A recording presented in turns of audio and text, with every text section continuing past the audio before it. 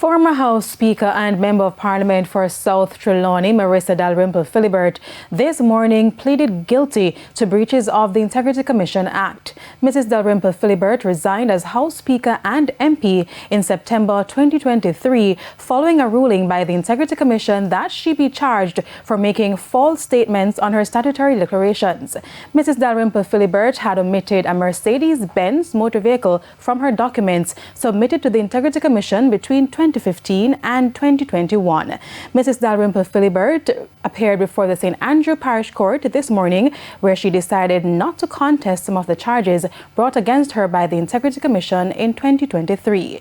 This decision follows a preliminary point raised by her attorney, King's Counsel Peter Champagny, which was considered by Parish Judge Mr. Leighton Morris in December 2024. The former House Speaker was slapped with a fine of nearly $1 million or 10 days in prison.